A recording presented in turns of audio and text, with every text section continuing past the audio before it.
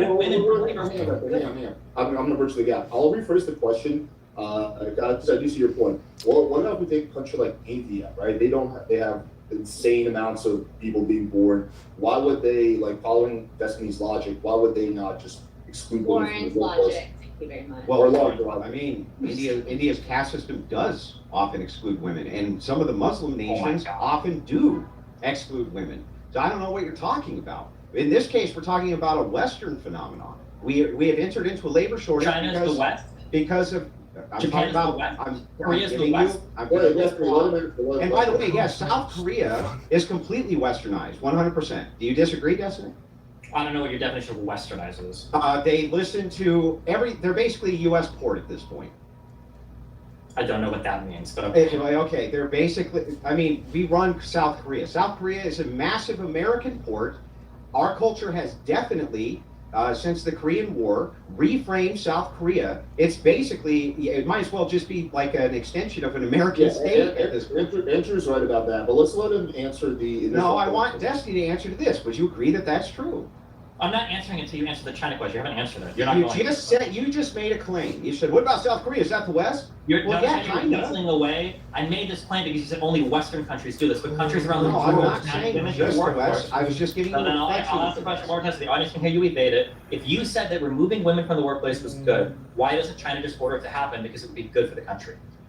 Well, like I said, at the moment, China is dealing with a problem which happened from their one-child policy. They're dealing with a labor shortage as well because this key demographic that they rely on. How is this not an answer? No, that's you're saying there's a labor shortage, so they're not going to get... What? He's answering the question. No, hold on, Alex, he's not. He's saying there's a labor shortage, so they don't want to get women off of the workplace. What do you think would happen in the United States if we axed 50% of our workforce when our unemployment is like 3.25%? I didn't say that you should axe it tomorrow. I had a plan to gradually phase women out so that women were more comfortable staying at home than in work. And so this way we could try to get our population back up because well, when you've moved off of day one supply and demand graphs, go look up like the lump of labor fallacy, or literally any other type of reading you can do in econ to show how stupid this point is. What is the lump of labor fallacy? The idea that there's like a fixed amount of work in the economy, and if we have too many people working, we're going to run out of work for everybody to do, Andrew. That's not true. I'm pretty sure there's literally a famous quote where it's like 95% of stupid econ ideas start with this idea that there's a limited amount of goods and services for everybody available. It's not true. 1 minute warning. I've let this run way long because it's entertaining. I'll give you guys another minute to duel it out, and then we'll move on to the next topic. Anyway, yes, there's obviously an application to historical standards from economists. Of course there would be. Why wouldn't there be? Even if they're just looking at data from 5 or 10 years ago, that would still be them looking at historic data to make modern prescriptions for the economy. Not only that, they often go back and look at different policies with different populations which worked and work off of that, which is why legislative bodies often reintroduce policies that, at one time were introduced and taken away for whatever reason, because there's an ebb and flow. So I don't really even understand this. As far as the labor shortage, yes, we have lockdowns, people getting out of work, plus China's one-child policy. Here our fertility rate hasn't kept up. We have a key demographic which we need to get up in the worst possible way. It's pretty simple. I'll let Destiny respond, then we'll move on to the next topic.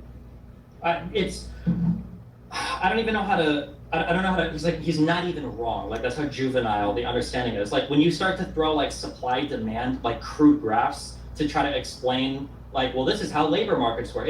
I brought up the lump of labor fallacy. There's a broken window fallacy. The idea, well, you break windows, now everybody's working and, repairing stuff. It's not even based on like a bad understanding of the econ. It's just like a total lack of understanding of the econ. I don't know how to argue with somebody that legitimately is saying that if we remove all women from the workplace, it's going to be good because there's going to be the supply of labor is going to go down, so the demand for male jobs is going to go up, without acknowledging the 50 million negative external knock-on effects that will cause. That's why Andrew will never be able to answer the question of what are the successful countries that prohibit women from entering the workplace. And that's why one of the key paths for every country to become economically prosperous is usually women entering the workforce. That's just been a trend of the entire world. Okay. Let's move on to the next topic. I want to give everyone like 30 seconds to just give their closing thoughts on this. Usually I give longer, but we're running late on that one. So if everyone has any closing words, let's start off with you, Corey, because we haven't heard from you in a while, and we'll just go in that order. So 30 seconds closing thoughts on this topic. Yeah, overall, I wasn't really swayed by the arguments. I still think there are definitely downsides to the Me Too movement, but overall, on the whole, a good. And that, when I asked for like specific policies or projects, it seems like it just refer back to policy at university. So nothing's really changed the world at large on the policy level. So I don't think all of the negative claims have just been over exaggerated. Is that Connor? Hang on, we're just doing closing names, right? Torsia? I agree. Oh, now it's loud. I wasn't really convinced on the other side though. I still think in order to address this issue, we have to get firm on statistics and really know where to pay attention. I don't know. Okay, Lauren? Thank you. Yeah, I think that a lot of really good points were made, especially about from the other side about the benefits of Me Too, but I think maybe I was not aware of some of the benefits that I was enlightened to today, but that doesn't change my overall feeling that the overall effect of Me Too has been detrimental to the relationships between men and women in most spaces, especially workplaces and school. And however, yeah, I'll give a lot of credit to my opponents for pointing out some good things, such as the change in statute of limitations to 3 years. All right, cool. Destiny and Game? Yeah, I think our team over here basically thinks that Me Too maybe has caused some more tension in the workplace, maybe has led to some people being falsely accused, although false accusations have happened in the past.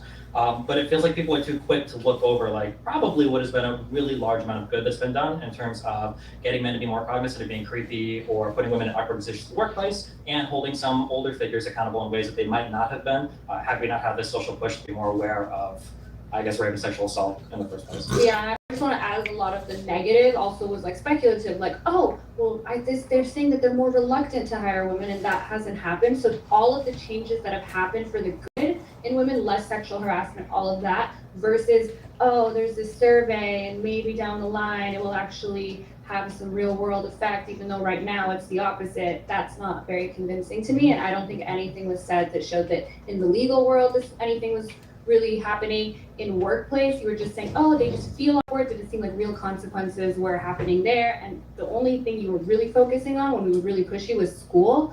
And even then it was I know this one thing, or I know this one. And to me, the 100 to 1 and all of that was just not convincing.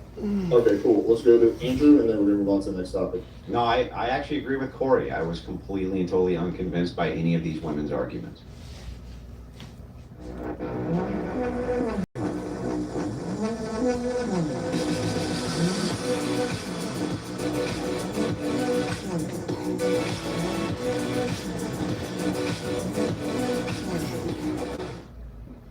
Round up spare change into saving stocks in Bitcoin. Can you use your Cash App card? Give me 17 cents on Bitcoin.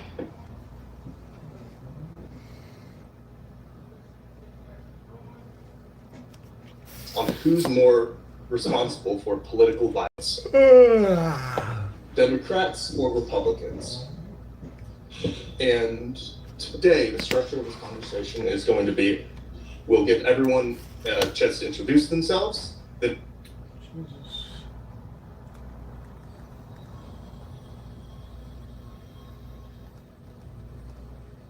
Christian persecution.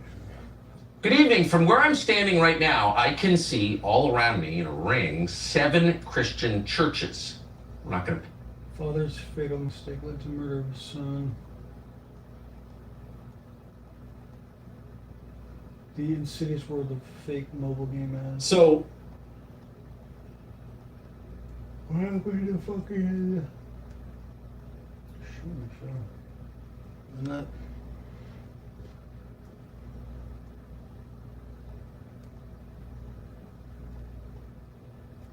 I guess I'll check Rumble. I don't know what the fuck's going on.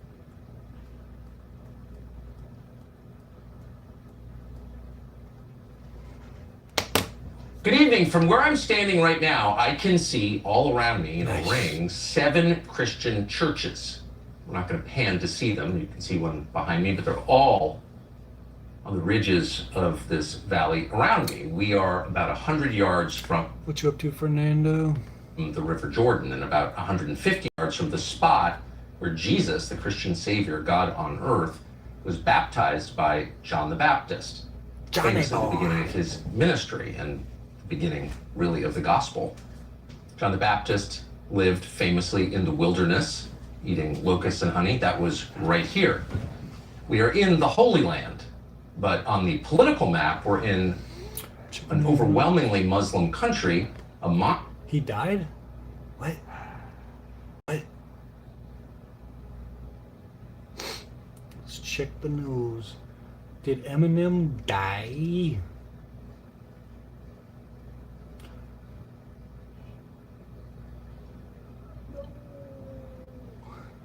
They're telling me no, man.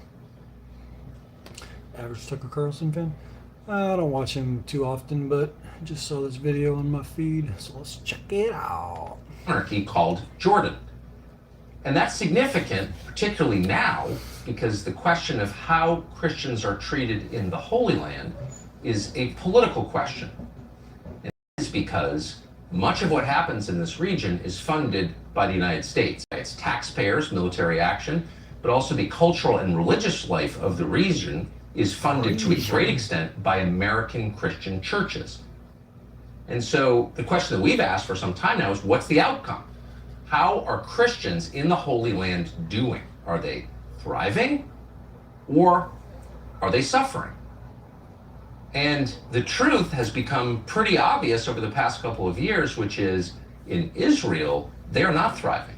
Numbers are not growing, they are shrinking, and there's a huge debate about why, but the bottom line is there are fewer Christians now, far fewer, in absolute numbers and particularly as percentage of population than there were when the state was founded in 1948.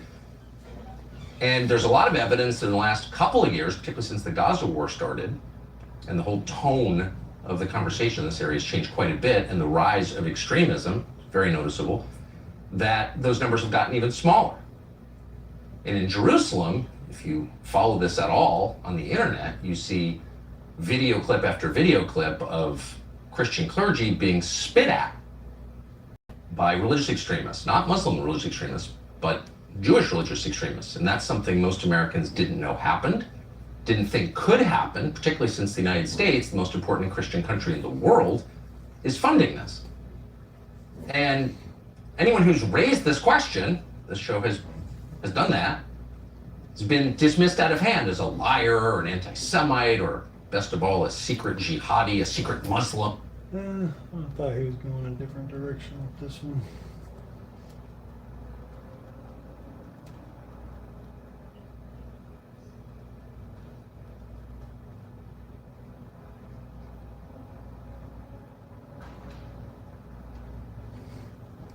Someone typing in the panel, like is Mr. E there or something? Did someone invite Mr. fucking E to the panel? Makes me want to punch Mr. E in the face when I hear somebody typing on the panel.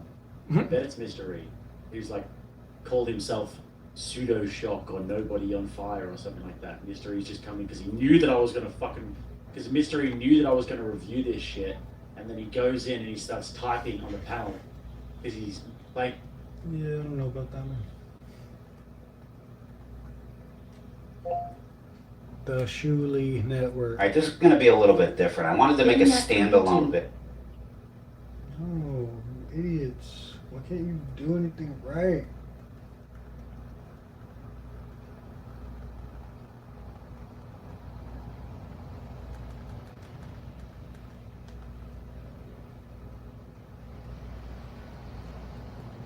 Score 22 hours ago. 6 early. Huh? Weird. Fact. Basic hygiene. What does it taste like? I'll have to try it sometime.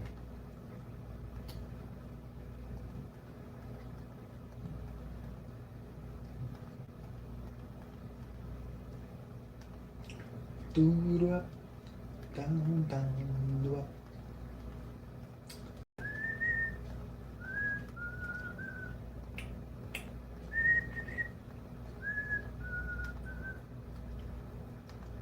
Met a guy in the city. Finance the old way. Finance the ramp way. Hi, it's Charlie XCX. Sorry, don't you just keep having a brat song of it cringe? It's all cringe. Now the is coming to an end. You actually thinking about what's next?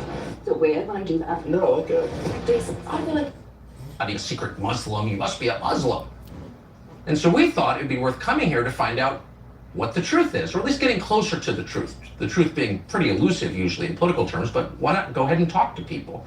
Why not go ahead and talk to Christians and find out their side of the story?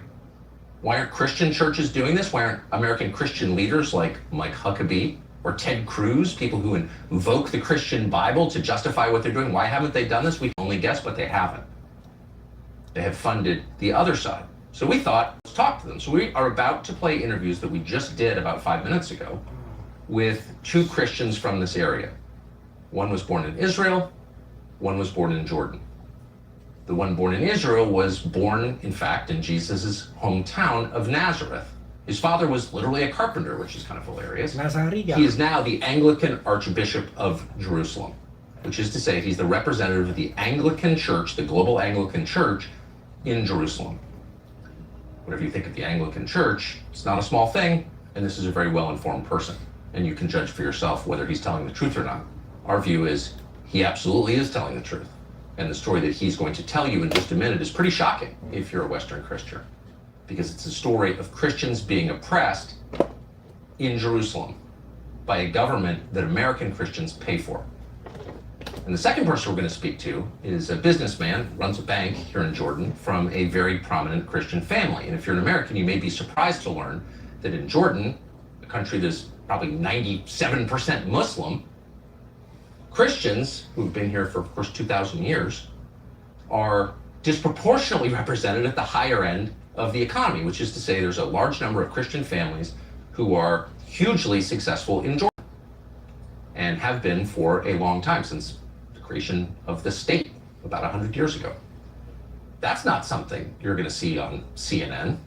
How would Christians thrive in a Muslim country?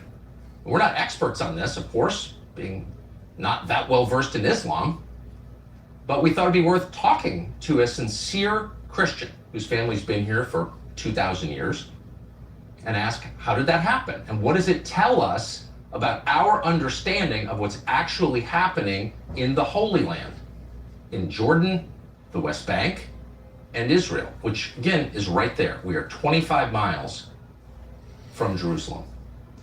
And so with that, keep an open mind, listen carefully to what sincere Christians in this area have to say about what's happening here, and you may find a story that shocks you. Archbishop, thank you. You live in Jerusalem, but we're on the other side. We're about 100 yards from Israel, across the West Bank, across the Jordan. How are Christians doing in the Holy Land? You know, Christians in the Holy Land, of course, have been here for 2,000 years. Yes. And over the history, the Christian community has thrived in phases, you know, like declined in others. But I think now we are on the declining end of our Christian presence in the Holy Land. In general, we're still living our faith, witnessing to our communities, and also trying to kind of maintain our presence. And I'm sorry to say that, because maintenance is not on the good side of things. No, it's not growth. Yeah, it's not growth, it's not thriving, it's not accomplishing and achieving. We are custodians of the Christian faith, and Jerusalem is the capital of our faith. It's our spiritual capital as Christians. But to see the declining numbers of Christians over the decades, and especially since like 48 and 67, we have seen like challenging phases of Christians facing realities that we were not used to before. So 1948 was the year that the political state of Israel was created. That's correct.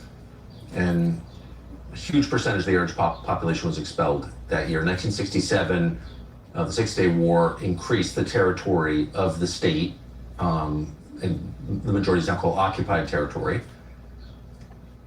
Were there big declines after both of those in the Christian population? Absolutely. So you can think about, you know, the Christian population, it dwindled to half in 48 because many people had to leave what is my homeland, like where I grew in Nazareth, Yes. in Galilee. Half of the Palestinian population had to be expelled to other places, and who became refugees. So when we speak about Palestinian refugees today, they are all coming or came from what is proper Israel today.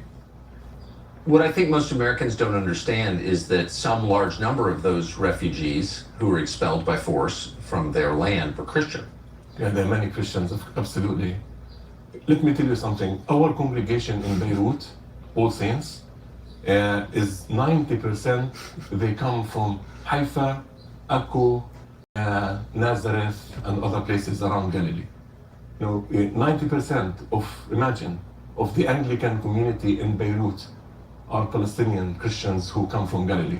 Getting older can make you realize you don't actually want all the things you have. That's why mini storage is so big. Consumerism kind of loses its appeal. What you really want is peace of mind. And what's the best way to get that? Well, keeping your home and family protected would be at the top of the list. Enter SimpliSafe. This month, you get a 50% discount on your first SimpliSafe system. SimpliSafe takes a much better approach to home security. The idea is, how about we stop invaders before they come into the house? Not just trying to scare them once they're already inside your house. And they do that with cameras, backed by live agents who keep watch over your property. If someone's lurking outside, they will tell the person, get out of here, and then they'll call the police if they don't. 60-day satisfaction guarantee or your money back. So there really is no risk here. Not surprisingly, SimpliSafe has been named America's best home security system for 5 years running. Protect your home today. Enjoy 50% off a new SimpliSafe system with professional Yeah, I need a SimpliSafe. Yeah, that's what I fucking need. That's demonizing. For me, that's demonizing. Well, it sounds also untrue. Absolutely, because I think when you speak about Palestinians, I'm Palestinian. Yeah. I'm an archbishop. Do I look terrorist to you? No, you look like an Anglican, actually. Yeah, so I think, like this is like a kind of killing the image of the Palestinian people by claiming that they are terrorists or they are uncivilized or they are savages or, I think this is exactly like just pushing an agenda where they just want to frame you so that Palestinians lose sympathy in the world. That's basically what it is. What's striking to me is that narrative, as you said, that image is being pushed not just by Jewish supporters of Israel, but in the United States, heavily by Christian supporters of Israel. Christian supporters of Israel in the U.S. are dismissing their brother Christians in this region as terrorists.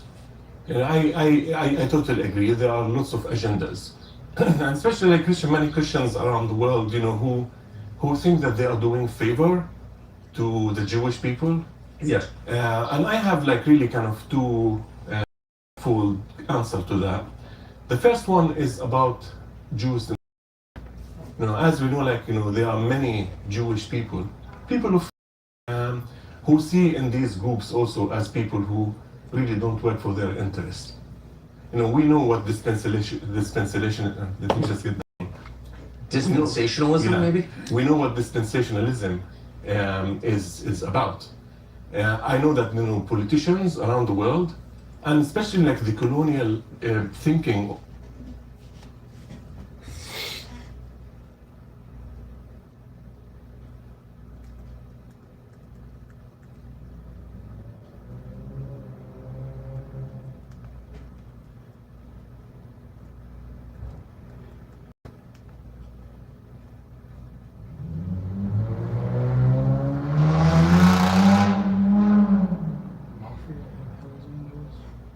Scammer panics. Virus counseling.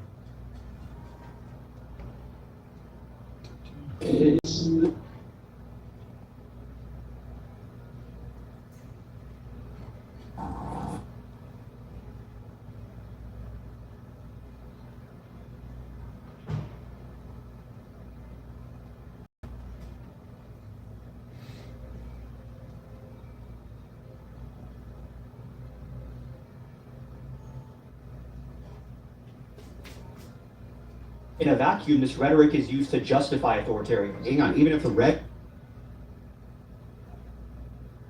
told the jury, perhaps I... Gold crowns rested upon brows too fragile to support their weight. Bloodlines meant to secure absolute power instead became biological traps. Tonight we examine a dynasty where being born royal felt more like a sentence than a gift.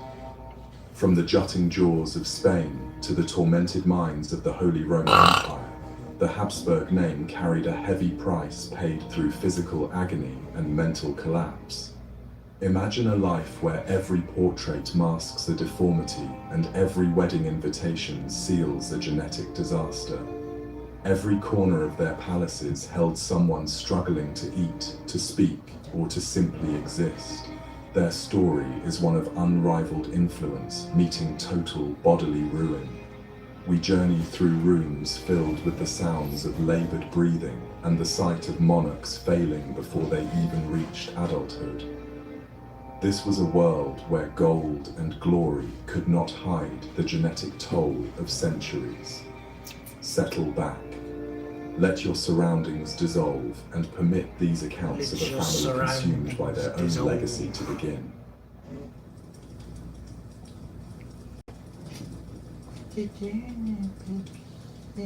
Gold and velvet draped the halls of the Alcazar, yet no amount of finery could mask the scent of impending decay that defined the reign of Charles II. His arrival into this world during November 1661 offered a fragile hope to a Spanish empire already teetering toward its decline. Philip IV, his father, had seen child after child perish, leaving this single, frail boy as the sole barrier against a chaotic succession crisis. Modern science looks back at the lineage of this child and sees a genetic disaster unfolding across centuries. The practice of keeping power within the family had resulted in a pedigree so collapsed that the young king possessed an inbreeding coefficient higher than that of a child born to siblings. This biological debt manifested immediately. His head was unusually large, his muscles were weak, and his skin possessed a translucent pallor that made him appear more like a ghost than a future sovereign. Court life centered entirely on preserving a flame that flickered with every breeze. Jesus Christ. While other royal children began to explore their surroundings, Charles remained immobile, a captive of his own failing physiology. He did not walk until he reached the age of 8. He did not speak with any clarity until nearly 10.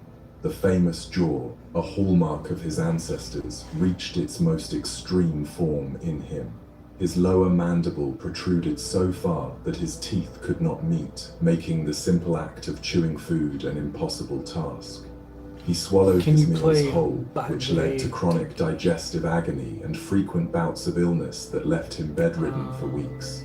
His tongue was oversized, filling his mouth to such an extent that his speech was often a series of indistinct groans, understandable only to those who spent every waking hour by his side.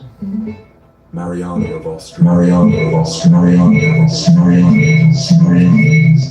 while her son grew in years, but not in strength. She kept him insulated, treating him as a permanent infant. Education was deemed too strenuous for his delicate constitution. While he was technically the ruler of a global empire that stretched from the Philippines to the Americas, he spent his youth playing with court dwarfs and focusing on religious relics. The education of a king, usually filled with strategy, history, and law, was replaced by a desperate hope that he might simply survive another winter. Foreign ambassadors watched this develop with a mixture of pity and predatory. Is that a song or something? I'm not sure. Badre, Turkey.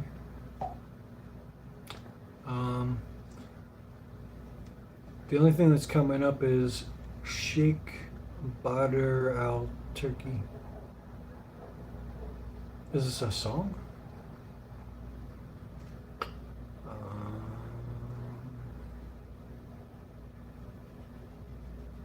I'm not sure what to play. There's a bunch of videos.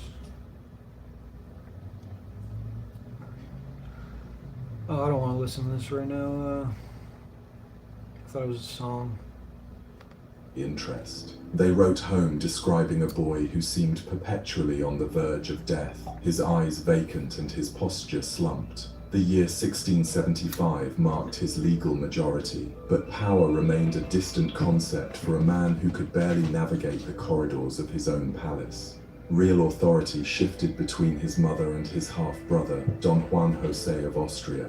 This period of his life was defined by the realization that the king was not merely a figurehead, but a biological dead end. The primary duty of any Maybe later. monarch Since I'm already watching something. was to produce an heir. Yet Charles faced this requirement with a body that was fundamentally broken. His first marriage to Marie-Louise of Orléans during 1679 was a tragic union born of cold Yeah, maybe I'll check it out later. Appreciate the suggestion though. political necessity.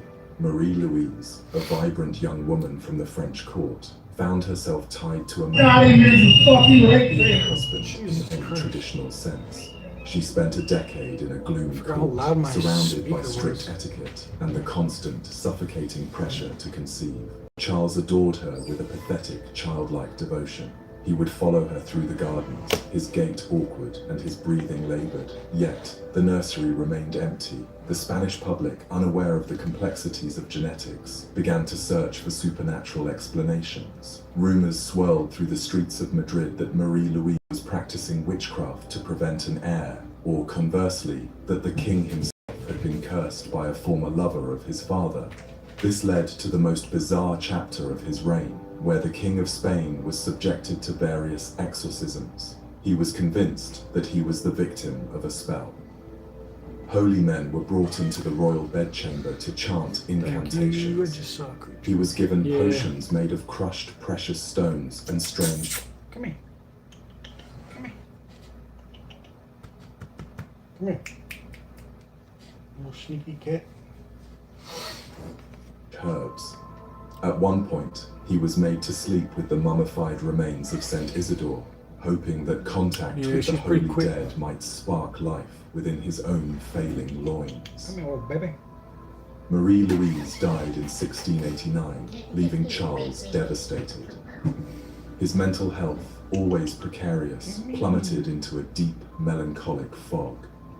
He would spend hours staring at her portraits, his oversized tongue protruding as he tried to speak her name. The court, however, had no time for grief. A second wife was immediately sought. Maria Anna of Neuburg was chosen specifically for the reputation of her family's fertility.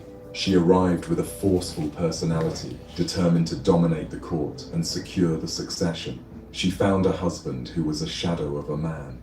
Charles was now suffering from frequent seizures. His legs were swollen with edema, and he began to lose his hair and teeth. Maria Anna realized quickly that no child would come from this marriage. She shifted her focus to political maneuvering, attempting to influence the king's will in favor of her own German relatives. The palace became a battlefield of factions. The pro-French party, supported by Louis XIV, argued that only a Bourbon heir could save the Spanish Empire from being carved up by other powers. The pro-Austrian party, led by the Queen, pushed for a Habsburg cousin. Charles was caught in the middle, a dying man being pulled in every direction by people who viewed him as little more than a signature on a piece of parchment. The final years of the 17th century were a long, agonizing vigil. The king's physical decline reached a horrifying peak. He was frequently incontinent and suffered from bouts of blood in his urine. His cognitive functions, never robust, began to fail entirely. He became obsessed with the tombs of his ancestors at the Escorial. In 1698, he ordered the coffins of his father and his first wife to be open. Yeah, my cat's got some fucking ear issue right now. Luxurious. Yeah, she's pretty cool. Pretty catty. Hell yeah.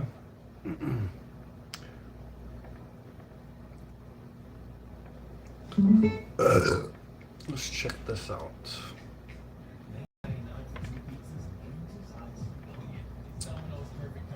Man, I need to get fucking YouTube Premium.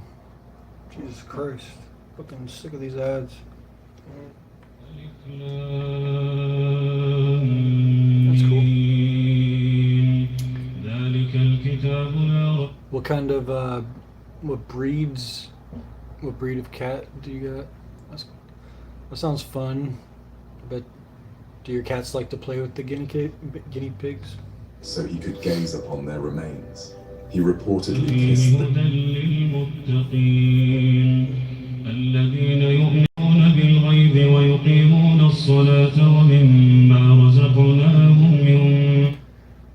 If I am Allah, would I guide myself? والذين يؤمنون بما أنزل إليك وما أنزل من قبلك وبالآخرة هم يوقنون أولئك على. So if I am Allah, then I would be the guider of myself. من ربهم وأولئك هم المفلحون إن الذين كفروا سواء عليهم أأنذرتهم أم لم Twitch streamer arrested after forgetting to feed her son for a week. ختم الله على قلوبهم وعلى سمعهم. Twitch streamer arrested after forgetting to feed her son for a week. Jesus, good God. She's been She said the exact reactions of officers who just encountered one of the most horrific scenes of their lives. A 2-year-old boy was found lifeless in his crib, a scene that still sits heavy on anyone who saw it. Nothing's gonna bring him back. It was already hard enough to want to live. They were my only motivation to get us out of here. What a crazy bitch!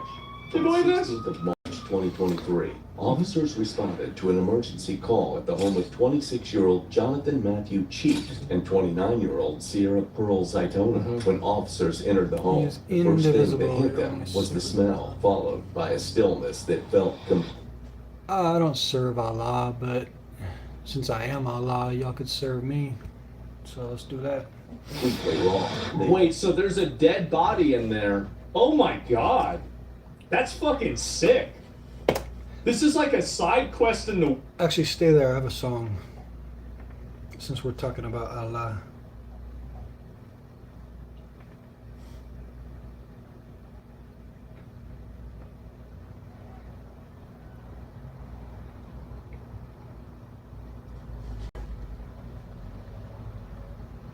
Bro. It's a fucking... What is this?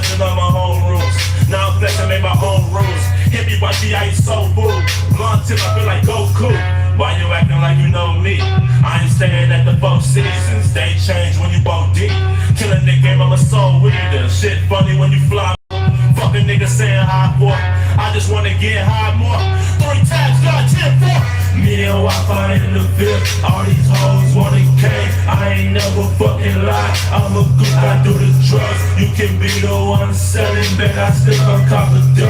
I ain't lame out like it, I'm a genius, never fried. People praise me on my life. People praise me on my life. People praise me on my life. People praise me on my life. People praise me on my life. People praise me on my life. People praise me on my life. People praise me on my life. If you hated me, you gonna hate me now. I'm gonna play this to the paper, break it down. I want hoes on top of hoes and rolling up windows. She wanna fucking blow me down. I've been chilling for the police, eh? West Palm Beach, Bunny Ray. Southside, I'm a rare breed, fuck rare hoes, smoke rare weed. It's my ego, keep the people listening. They gon' run it back before I finish it. Mortal Kombat, she tell me finish it. While I just a bunch of run on sentences. Always told the way I power up. Pussy sweeter than the flower girl. Pay attention to the hour clock. Couple minutes till your time is up. I'm so sorry, didn't mean that. I be lying, I'm just high, man.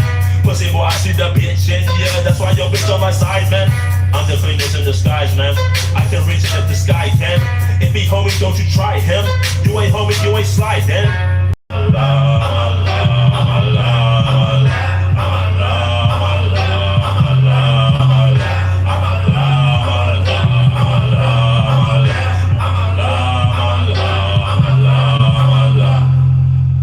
And now, do you believe that I am Allah? After I've said it 20 times? I'm Allah, I'm Allah, I'm Allah, I'm Allah, I'm Allah, I'm Allah, I'm Allah. Now praise Allah. What's so special about Shake Shack's cooking? It's actual cooking. Oh, Allah, Allah, Allah.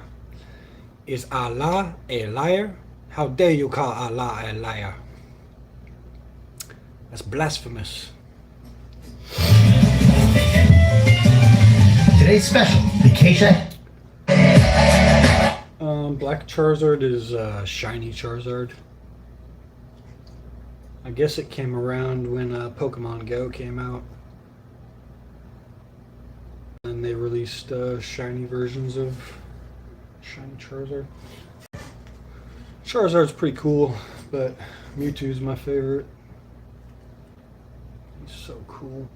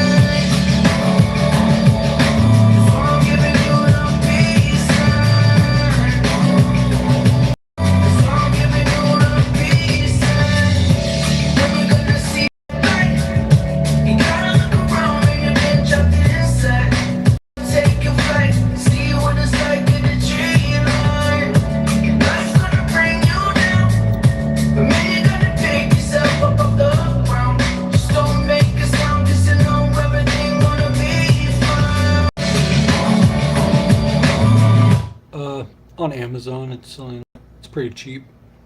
They got a bunch of cool neon signs on there.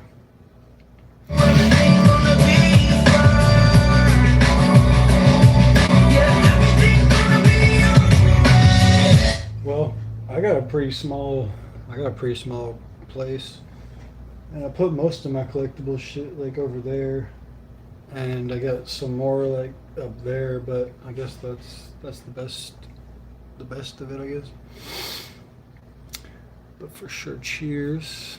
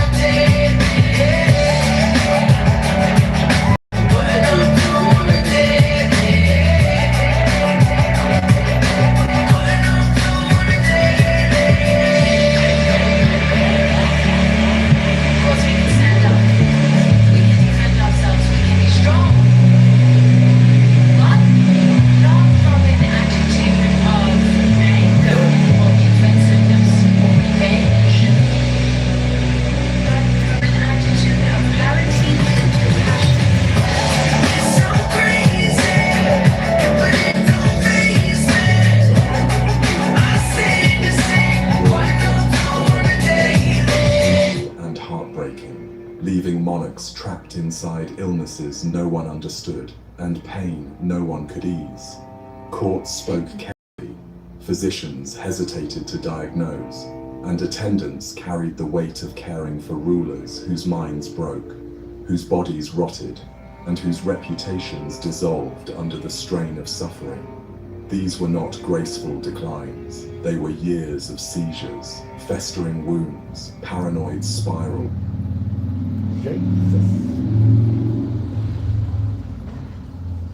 In the middle of the 14th century, people went to bed healthy and woke up dying. A fever would strike without warning. Dark swellings appeared under the arms and along the neck.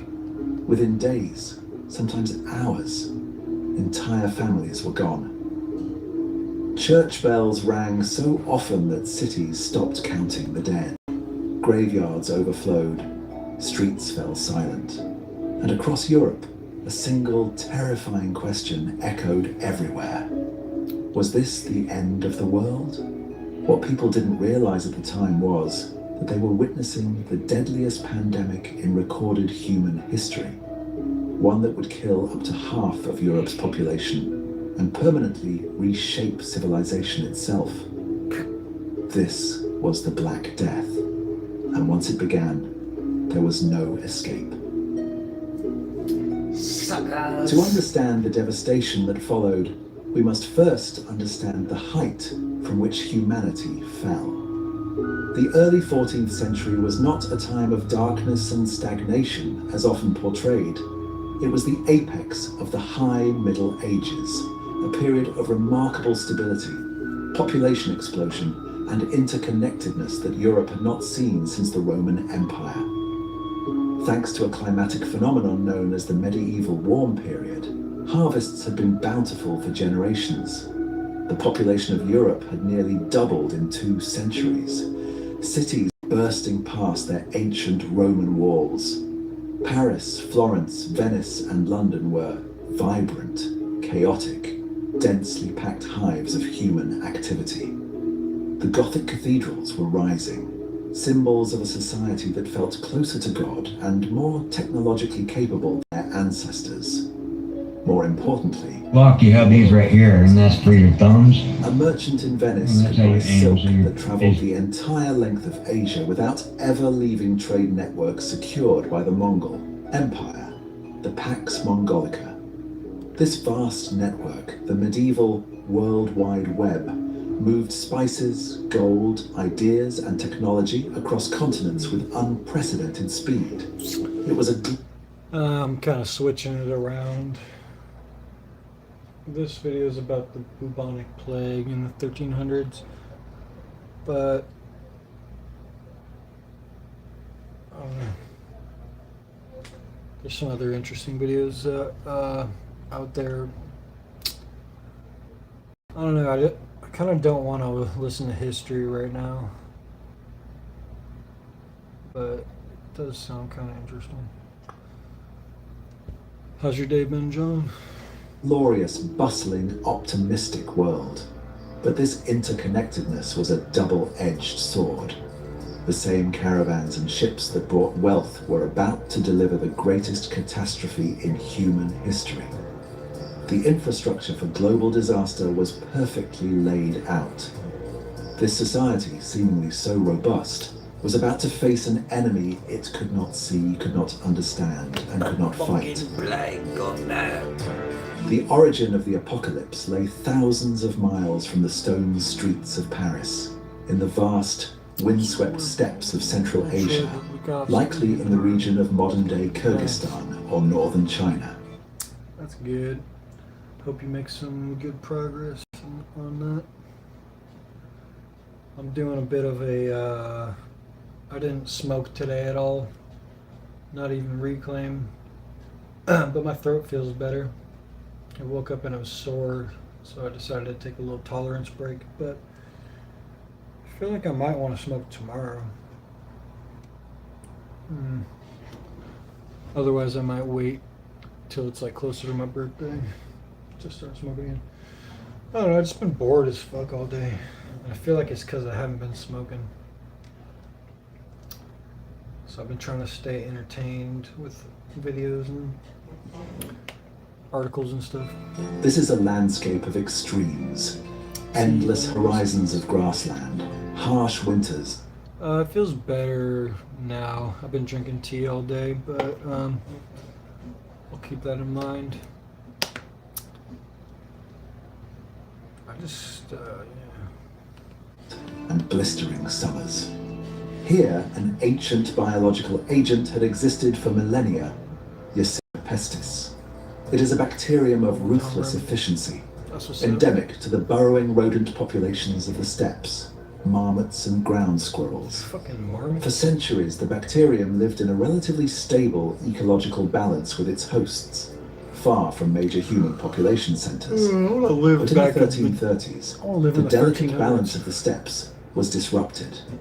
Climate historians point to a period of ecological stress, perhaps a severe drought followed by heavy rains, that devastated the rodent population's food sources.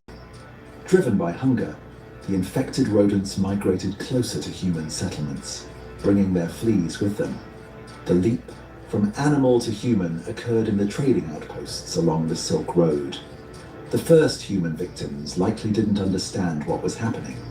They developed high fevers, vomiting, and the terrifying, painful swellings in their lymph nodes, the buboes, that gave the disease its name. News in the ancient world traveled slowly, but rumors of disaster traveled faster than merchant caravans. By the early 1340s, terrifying fragmented reports began reaching Mediterranean ports. Merchants spoke of entire civilizations in the east vanishing, of rains of fire and pestilence that left India, Tartary, and Mesopotamia depopulated. The Europeans listened to these tales with a mix of horror and detachment, viewing them as distant tragedies in exotic lands, perhaps divine retribution for foreign beliefs. They had no concept of germ theory. They didn't realize that the spices peppering their food were traveling the same road as their eventual executioner. The geographical pivot point of this history is the Crimean Peninsula, jutting into the northern Black Sea. Crimea. Here sat the magnificent city of Kaffa. Kaffa was not merely a town, it was a fortified, incredibly wealthy colony of the Republic of Genoa. It was the crucial hinge connecting the overland Asian routes to the maritime Mediterranean networks. Inside its massive stone walls lived Italian merchants, Armenian traders, and a cosmopolitan mix of peoples protected by Genoese crossbowmen. In 1346, Kaffa was under siege. The mighty army of the Golden Horde, a successor state of the Mongol Empire led by Khan Jani Beg, surrounded the city. The Genoese were masters of defense and maritime resupply, and the siege dragged on for months in a brutal stalemate. But then a silent killer began to stalk the Mongol camps. The besieging army, living in close quarters with poor sanitation, became the perfect breeding ground for the bacterium that had traveled with them from the east. Soldiers began dying by the hundreds, then thousands, their bodies turning dark with gangrene before death. The Mongol army was dissolving not from enemy action, but from biology. Witnessing his army disintegrate and facing defeat, Jani Beg made a horrific decision that would change the course of history. In an act of desperate, calculated psychological and biological warfare, he ordered the corpses of his plague-ridden soldiers to be loaded onto trebuchets. For days, the sky over Kaffa rained dead bodies. The Genoese defenders watched in horror as the pestilent corpses smashed onto roofs and into market squares. The psychological terror was immense, but the biological impact was immediate. The bacteria, carried by the fluids of the corpses and the fleas abandoning their cold hosts for warm living ones, infiltrated the city. The unbreakable fortress had been breached from within. Panic gripped Kaffa. The wealthy Genoese merchants, realizing the city was doomed, utilized their greatest asset, their ships. 12 Genoese galleys loaded with refugees, cargo and unseen stowaways slipped out of the harbour, fleeing past the dying Mongol army, heading for the safety of home. It's going good, man. They sailed through the Bosphorus past Constantinople, which was soon devastated itself, and into the open Mediterranean. This sea was the economic engine of Europe, a zone of intense, fast-moving trade. The fleeing ships became vectors of death, docking at major hubs to resupply, unknowingly seeding the infection at every stop. The first major European port to fall was Messina in Sicily. When the Genoese galleys arrived, the dock workers who rowed out to meet them were greeted by a scene from hell. Contemporary chroniclers record that most sailors were dead, their bodies rotting on deck. The few survivors were delirious, racked with pain, covered in black boils dripping blood and pus. The port authorities of Messina realized too late the nature of the cargo. They ordered the ships expelled, but the true agents of transmission, the black rats ubiquitous on medieval ships and the fleas on their backs, had already used the mooring ropes to scurry onto the docks. Messina was the test case for Europe, and it failed miserably. The speed of the infection was paralyzing. The close-quartered living conditions of a medieval port city acted as an accelerant. Within weeks, the social fabric of Messina disintegrated. People fled the city for the countryside, only spreading the contagion further across the island. News of the great pestilence spread, and other ports tried to close their harbours to ships from the east. But medieval quarantine was a leaky sieve. Greed often overcame caution. A ship laden with valuable spices could often bribe its way into port. By early 1348, the great maritime republics were crumbling. Genoa, the home port of the ships from Caffa, was devastated. Venice, the queen of the Adriatic, faced an existential threat. The Venetians, the pragmatic of merchants, eventually developed the concept of the lazaretto, islands in the lagoon designated as quarantine zones, where arriving ships and crews had to wait 40 days, 40 giorni, before entering the city. It was a pioneering public health measure, but for the first wave, it was too little, too late. The gondolas of Venice became funeral barges, piling bodies high as they navigated the silent canals. From the Italian ports, the disease moved west to Marseille, the great gateway to France, and crossed the Adriatic to Dubrovnik. The coastal perimeter of Europe was Yeah, I just don't have any whiskey right now, but I'm pretty good. My throat's feeling better.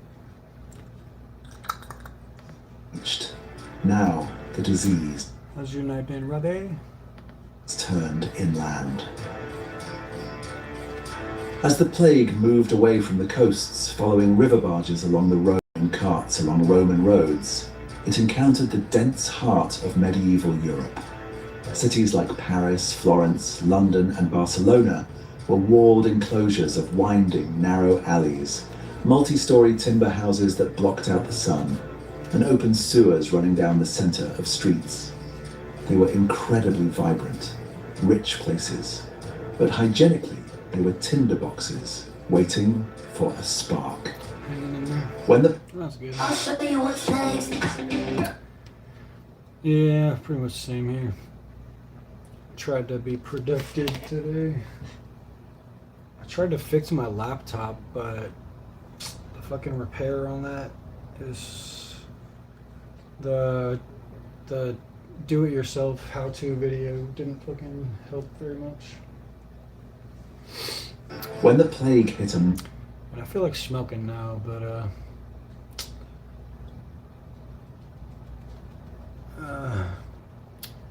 don't want to give in to my wants. of the 14th century, the doctors of the University of Paris were baffled. Their framework was not germ theory, but the ancient Greek theory of humours and miasma.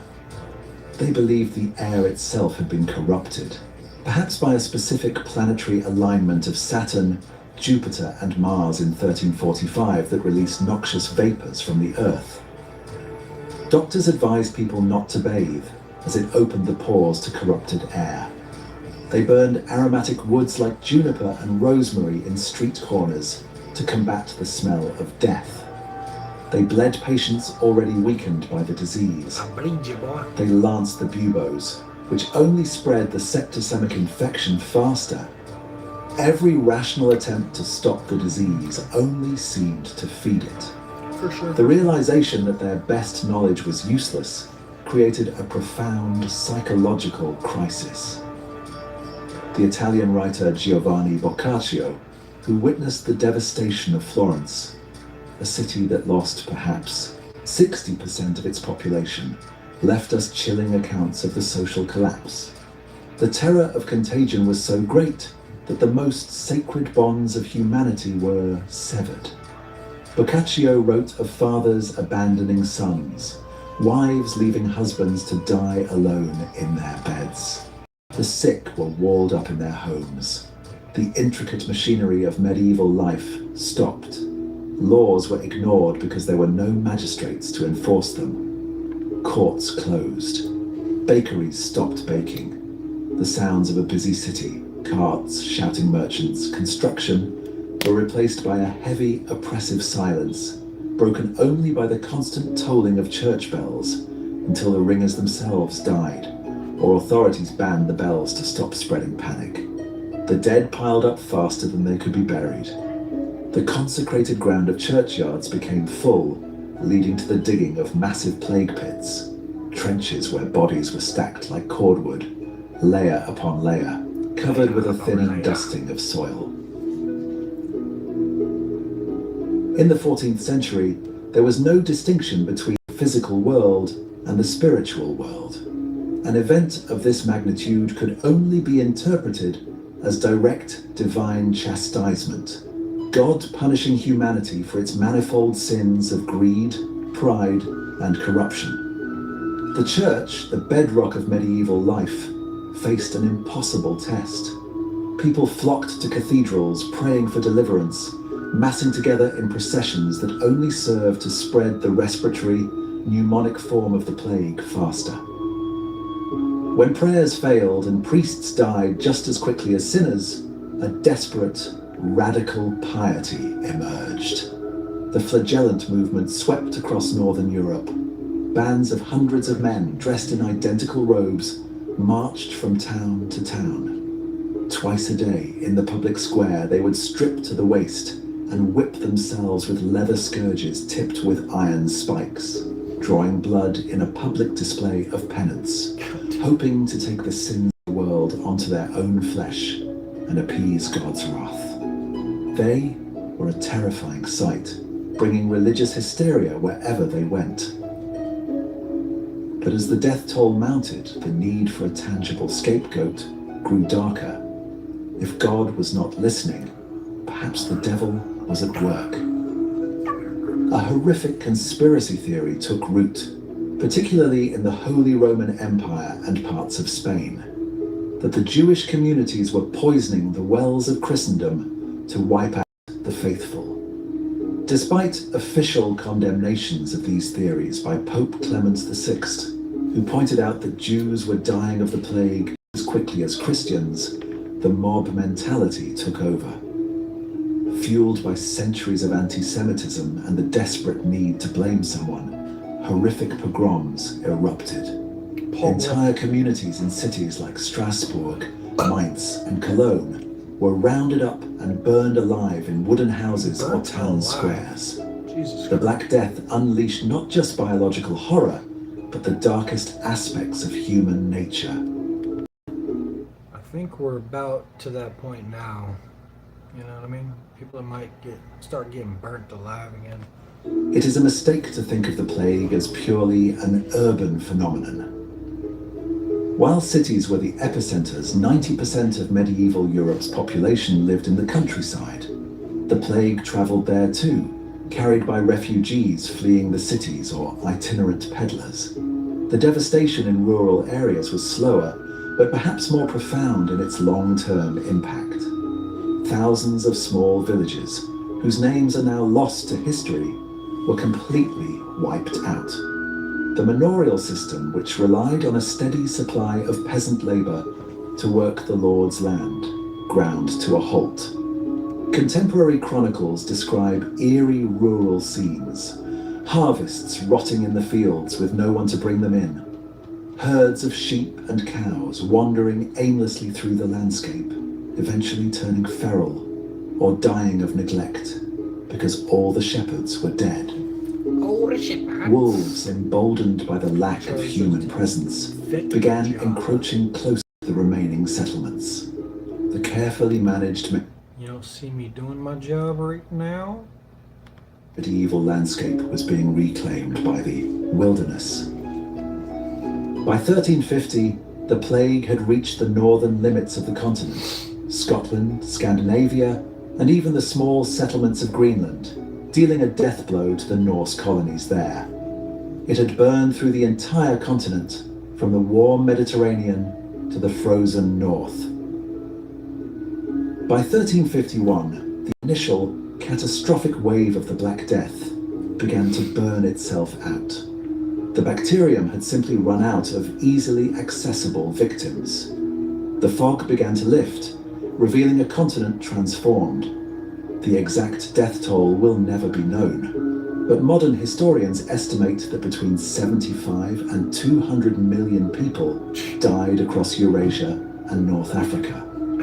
In Europe alone, perhaps 50% of the population perished in less than 5 years. The survivors emerged into a world that looked the same, but was fundamentally different. The aftermath was economic chaos and severe inflation. But then something remarkable happened. The massive depopulation created a severe labor shortage. For the first time in centuries, the peasant held the power. Lords desperate to have their land worked had to offer higher wages. I'm on a tolerance break right now, so I don't got any weed. Dabs, I mean. I might get some more tomorrow, maybe. Taking it by day. Might want to smoke tomorrow, though. Wages and better conditions. The rigid structures of serfdom cracked, and in many places. Well, tolerance is one thing, but it was mainly because I woke up with a sore throat, even though my throat feels better now. Eventually broke. Thank you. The golden age of the laborer had begun, born from ashes. Psychological scars ran deep. Art became obsessed with death. The danse macabre, the dance of death, became a popular motif, showing skeletons dancing kings, popes, and peasants alike to the grave, a stark reminder that death was the ultimate equalizer. The Black Death was the greatest trauma Western civilization ever endured. It shattered the optimism of the High Middle Ages and proved the fragility of human systems against the power of nature. The society that rebuilt itself was more cynical, more questioning, and forced to adapt. In the end, the path of death we have traced today cleared the ground for the slow, painful emergence of the modern world.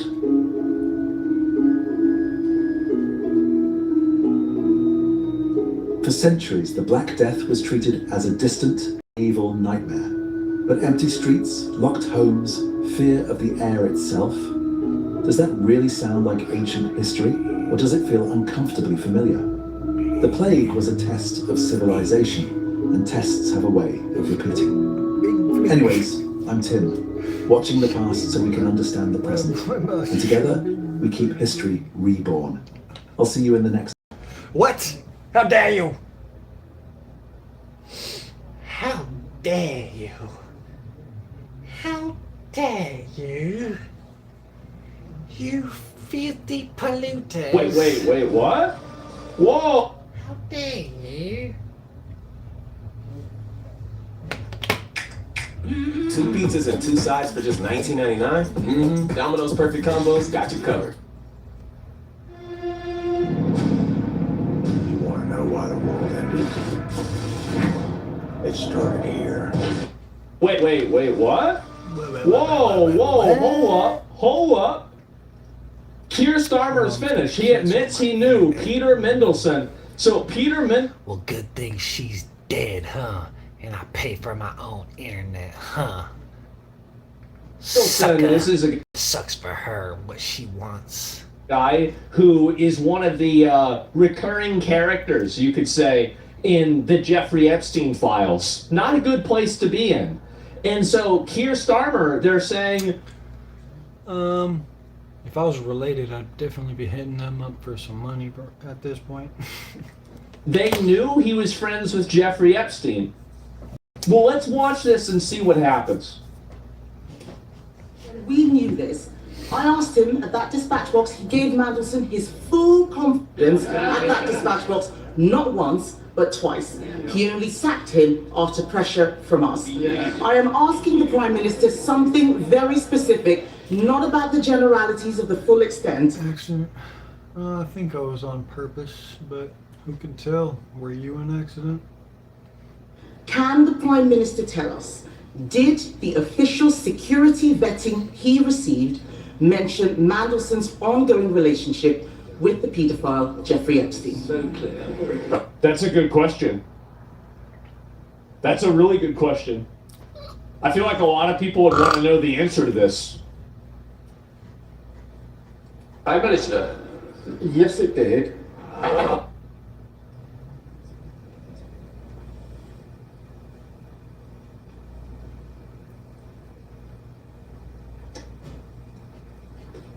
I think that we need to get him. We need to get him and we need to put him in jail here in New York.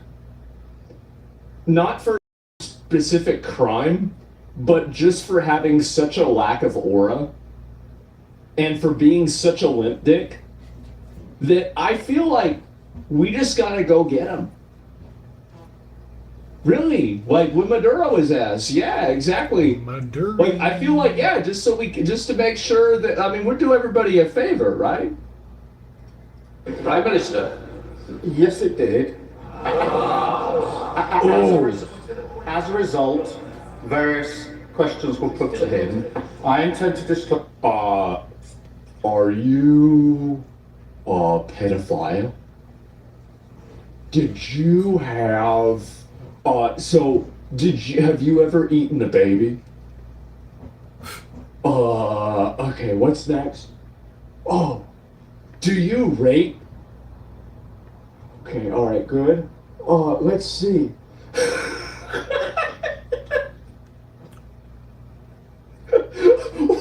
What's wrong with you? Close to this house, all of. What does pizza mean to you? The national security, prejudice to international relations on one side. I want to make sure this house sees the full documentation, so it will see for itself the extent to which time and time again. You know what I think is funny is that a lot of people had relationships with Jeffrey Epstein, and I think that many of the people that did weren't guilty of anything that was really bad, so they might not have really, that wasn't really a red flag potentially then, but I don't really care. This guy is a limp dick. He's a limp dick. Everybody knows it, and whatever is going to get rid of him, I think that's great. I do. I think it's great. And completely misrepresented the extent of his relationship. He has negative aura. Look, lied throughout the process, including in response. Look at this, bro. Aura level 0. This is embarrassing. You need to put this guy in jail. The due diligence. Mr. Speaker, I think it is shocking what the Prime Minister has just said. How can he stand up there saying that he knew, but he just asked Peter Mandelson if the security vetting was true or false? This is a man who has been sacked from cabinet twice already for unethical behavior. Wait, so this guy had already been kicked out 2 times before? For how little aura he has? Dude, this was this was the video that convinced me that we need to put him in jail.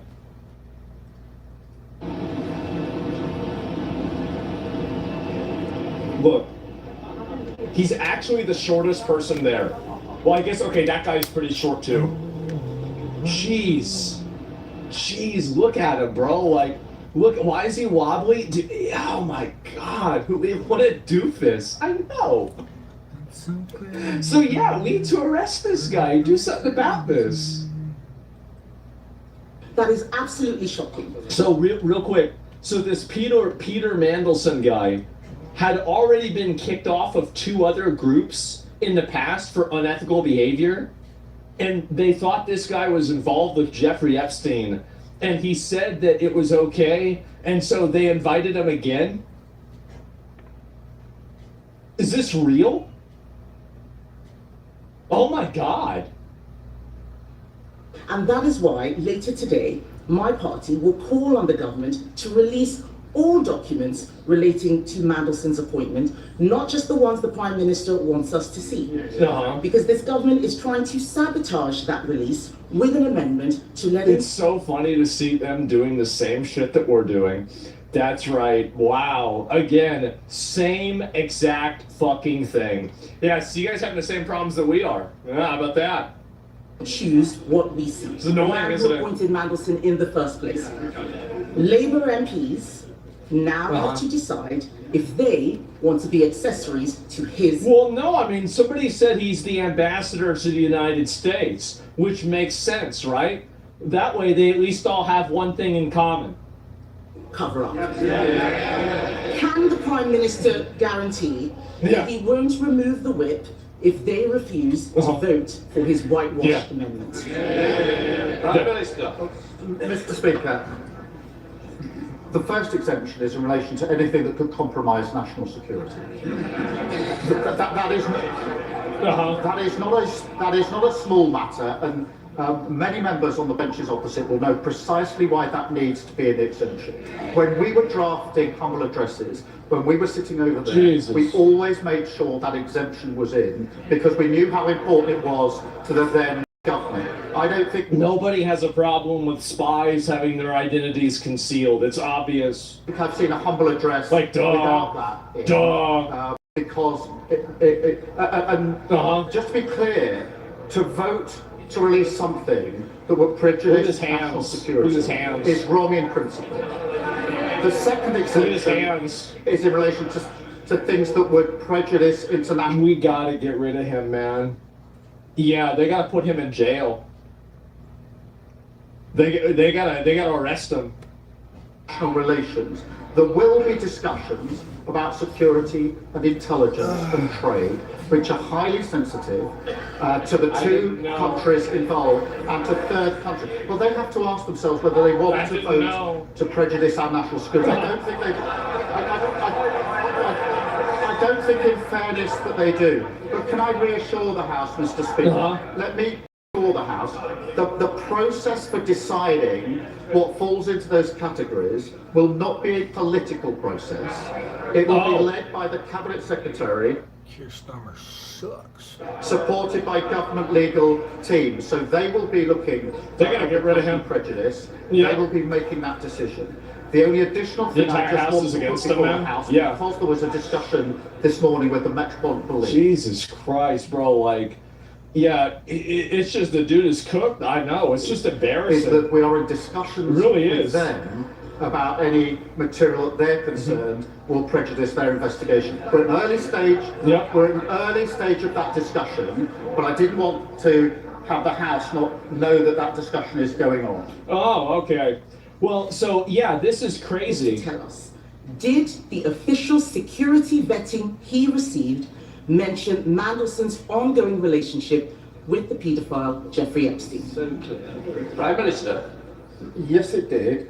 As a result.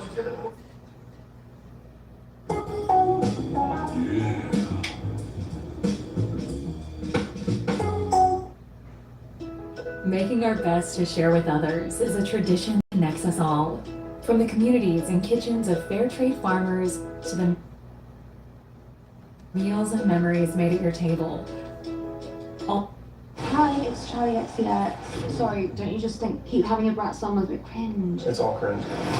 Now that fun has come to an end. You actually thinking about what's next? Weird when I do that. No, okay. I feel like if I don't do the concert film, then it's the end. You're not gonna die after an album cycle. Bye.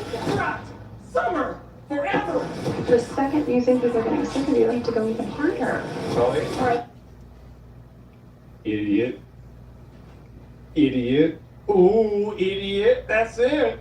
Can we get a TLDR? Yeah. So basically, Keir Starmer, who's like one of the main guys in the UK, basically put a guy that was in charge.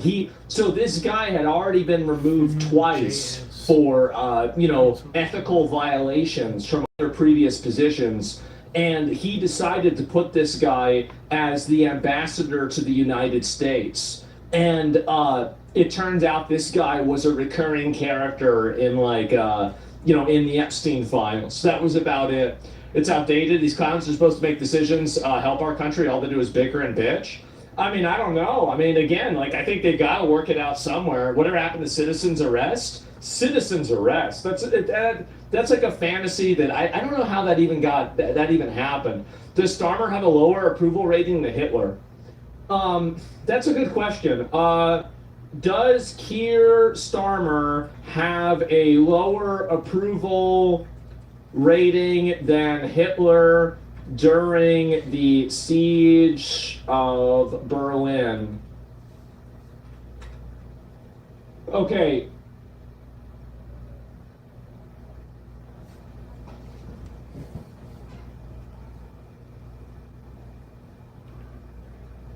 Ooh.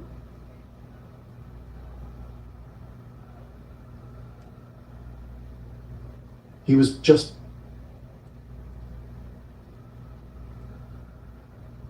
Ooh, a reconstruction of ancient Rome. That's kind of cool. He was just 9 years old when they gave him the crown. By the time he died, England had become a nightmare. Edward VI wasn't just a boy king, he was a fanatic, a tyrant in miniature. And his death? It was so horrific, even Henry VIII might have flinched. Edward VI, the boy who ascended the throne at just 9 years old, would evolve from an apparently innocent child into one of England's most unyielding rulers, before meeting an end so grotesque it would forever haunt the Tudor dynasty. This is not merely the tale of a sickly youth's premature death. It is a lesson in how absolute authority corrupts completely, even in the grasp of a child. What you are about to learn of Edward's last days will challenge everything you believed about the Tudor legacy. Please don't forget to subscribe. This story will shock you.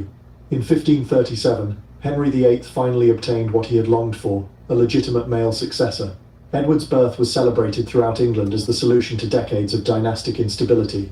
But this joy came at a heavy price. His mother, Jane Seymour, died merely 12 days after delivering him, leaving the infant heir without a mother, and making him all the more precious to his increasingly suspicious mother. From his earliest moments, Edward was treated not as a mere child, but as England's salvation, guarded and constantly reminded of his divine destiny. This separation from the ordinary experiences of childhood would become the first step in shaping a tyrant. Unlike his sisters Mary and Elizabeth, both of whom had endured their father's wrath and rejection, Edward knew only praise and adoration.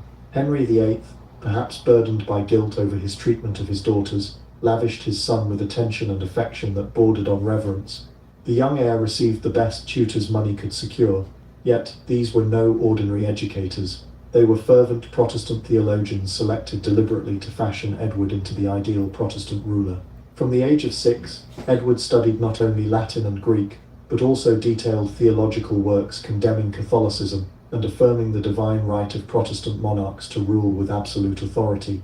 The schooling Henry VIII arranged for his son was less education than it was ideological conditioning. Edward's chief tutor, John Chake, though a gifted scholar, was also a religious zealot who filled the boy's mind with visions of England as a new Jerusalem, cleansed of Catholic corruption. Every subject, be it history, philosophy, or the art of governance, was filtered through the prism of Protestant supremacy and monarchical absolutism. By the age of 8, Edward could deliver complex theological arguments for why Catholics merited execution and why opposing his future reign was equivalent to defying God himself.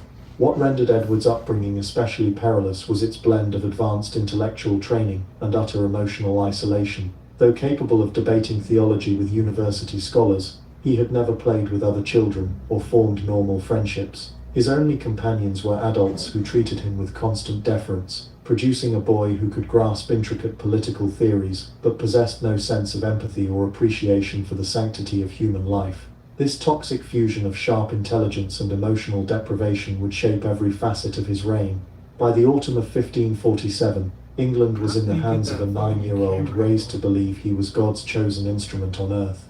Edward VI succeeded to the throne upon the death of his father, Henry VIII, inheriting not only a crown but a kingdom fractured by religious turmoil. The boy king had been moulded by the most extreme Protestant educators his father could assemble, men who filled his mind with visions of spiritual purity and unrestrained authority. Unlike his elder sisters Mary and Elizabeth, who had felt their father's wrath directly, Edward had been protected, praised and assured from birth that he was destined for greatness. This marriage of divine entitlement and childish petulance would ultimately prove lethal for thousands. The England Edward inherited was a nation primed for religious explosion. His father had severed ties with Rome and founded the Church of England, yet the realm remained deeply fractured. Catholics, moderate Protestants and radical reformers each vying for dominance. Edward's Regency Council, headed by his uncle, Edward Seymour, Duke of Somerset, at first appeared to favour a more balanced governance. However, the boy king quickly revealed he harboured his own firm vision for how the kingdom should be directed. From his earliest council sessions, Edward displayed a troubling blend of childish petulance and icy calculation, interrupting seasoned advisors to deliver lectures on Protestant theology. What astonished contemporary witnesses was how rapidly the 9-year-old began to assert himself. Within mere weeks of his coronation, he was personally examining death sentences and displaying a disquieting eagerness for the execution of those he branded heretics. Surviving court records from this era depict a child who approached matters of life and death as if they were scholarly debates, calmly weighing theological rationales for punishments with the same detachment he might apply to passing a Latin passage. Witnesses recounted that Edward would sometimes smile as he signed death warrants, seeming pleased with his own ingenuity in uncovering scriptural support for each execution. His earliest months as ruler were defined by what courtiers privately dubbed religious tantrums, violent outbursts whenever anyone hinted at moderation in faith policy. So thoroughly had he absorbed his tutor's teachings that he truly believed any concession to Catholic practices constituted a personal betrayal of Christ himself. When one advisor proposed allowing certain Catholic nobles to maintain private worship, Edward reportedly hurled his inkwell at the man, shouting that God would punish England for such weakness. At first these episodes were dismissed as the whims of a child, yet they in fact signalled the rise of a dangerously committed religious zealot. Most unsettling was Edward's utter absence of normal childhood pastimes. While other 9-year-olds amused themselves with games, he devoted his free hours to reading grim accounts of the Spanish Inquisition and compiling meticulous notes on methods of interrogation. Servants claimed to have found drawings in his chambers depicting various torture devices, annotated with the young king's own assessments of their effectiveness in extracting confessions from those deemed heretics. The child, who ought to have been learning to ride horses instead, spent his time studying the most effective ways to break human bodies and spirits in service of his Protestant ideals. Edward's true danger lay in the combination of religious fanaticism and royal authority. While his advisors maneuvered and plotted around him, the boy king absorbed every teaching on the divine right of kings with unnerving zeal. He kept exhaustive journals of his reign, which reveal a child taking pleasure in accounts of executions, religious persecutions, and the misery of those he considered heretics. By the age of 10, Edward was personally crafting sermons that were read in churches throughout England, sermons demanding the total eradication of Catholic influence and threatening divine wrath upon anyone who showed mercy to offenders. His cruelty extended beyond matters of faith. Edward displayed a vindictive nature that startled even courtiers accustomed to the ruthlessness of his father. When displeased by servants, he devised elaborate punishments aimed more at humiliation than correction. In one instance, a page who spilled wine on the king's papers was made to stand in the courtyard for hours while courtiers hurled rotten food at him, all under the explicit direction of the 11-year-old monarch. Edward observed these humiliations with evident satisfaction, often jotting down notes on the victims' reactions as though conducting a clinic. Shit, what was I looking at?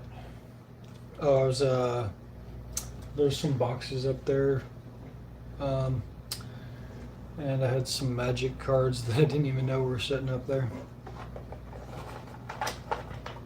Got some shiny cards.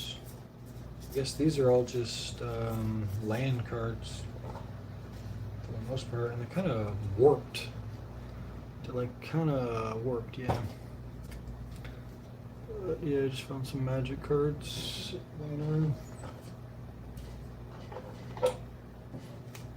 Kind of interesting find. And a big ass die.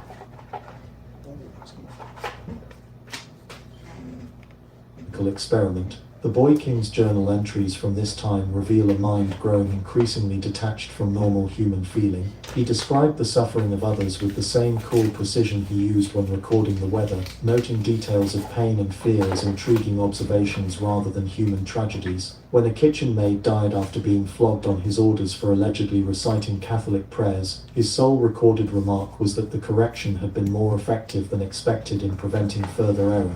His treatment of his own family perhaps best illustrates his escalating sociopathy. Although raised alongside his sisters in early childhood, Edward displayed no natural warmth toward Mary or Elizabeth after ascending the throne. Instead, he evaluated them through the same rigid religious lens he applied to all subjects. Mary was a dangerous Catholic to be controlled or destroyed, while Elizabeth was a potential ally, whose Protestant leanings made her only slightly more acceptable. Yeah, it's a game. These are little tokens for part of it. I actually don't know how to play the game. I used to when I was younger, but the rules have kind of changed a little bit. And yeah, I don't know how to play, so I just I like the cards, I like the artwork, so I just bought some cards just to collect them or whatever. I guess Magic is kind of similar to Pokemon in some ways. For Edward, family relationships were never personal bonds. They were calculated political considerations to be manipulated in service of his ideological goals. The change in Edward's character became even clearer when his uncle, Thomas Seymour, tried to win influence through gifts and flattery. Rather than being softened by kindness, Edward interpreted Seymour's gestures as manipulative schemes and answered them with cold calculation. When Thomas was arrested on charges of treason, the young king not only endorsed his execution, but is said to have watched from a palace window as the man who had once shown him favour was led to the scaffold. Witnesses noted that Edward displayed no emotion as the axe descended, instead recording in his journal observations on the effectiveness of various execution techniques. By the time he reached his 12th year, his authoritarian streak had intensified dramatically.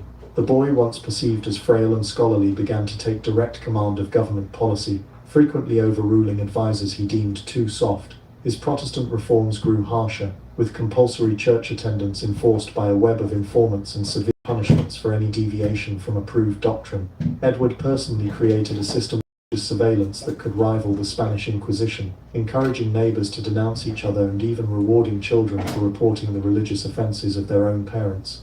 The king's fixation with control reached into every corner of England's route. That's crazy. It sounds like the fucking it sounds like Russia under Stalin. It's pretty wild. Religious life. Edward issued meticulous decrees dictating not only the forms of public worship but also private devotions, prescribing precisely how his subjects should pray, what beliefs they must hold, and even how they should conceive of God.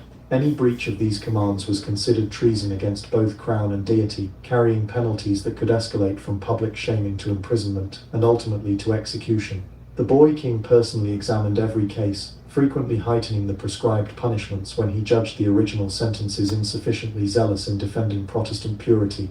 Edward created what amounted to a network of thought police, urging citizens to inform on the religious activities of their neighbors. Incentives for successful accusations. He reportedly took great satisfaction in reading these denunciations, often summoning informants to court to elicit further details about the alleged offences. Those convicted of harbouring Catholic sympathies faced prison, torture, or execution, with Edward himself frequently revisiting their sentences to ensure the severity matched his own uncompromising vision of faith and authority.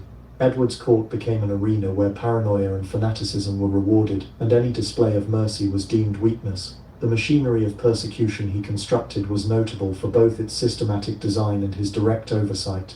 Unlike many adult rulers who might delegate such grim duties, Edward personally reviewed every case, examining in detail the accusations against each suspect and often devising punishments tailored to what he considered their specific theological faults. His journals from this era read like handbooks of religious repression, containing detailed analyses of which penalties proved most effective for various forms of heresy. What made his approach especially chilling was the fusion of youthful inventiveness with deadly seriousness. Whenever conventional My night's going. It's kind of boring. I didn't smoke today, so it's kind of weird being sober sometimes. I'm just trying to fill my mind with information or something. sentences seemed adequate, the teenage monarch would devise fresh forms of humiliation and torment, invariably defended with elaborate theological reasoning. In one instance, a Catholic priest who refused to abandon his faith was forced to march through London carrying a placard declaring enemy of Christ while children pelted him with stones, all under Edward's explicit orders. The king observed the scene from a palace window, reportedly laughing at the priest's misery as he dictated notes on the episode to his secretary. Edward's fixation on religious purity reached into his own family, exposing his total absence of natural affection. He regarded his half-sister Mary, a devout Catholic, not as kin but as the gravest threat to his Protestant England.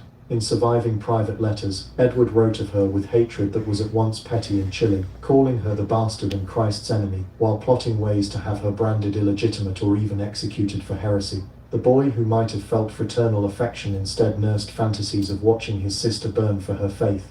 His animosity toward Mary went far beyond political strategy, consuming him with a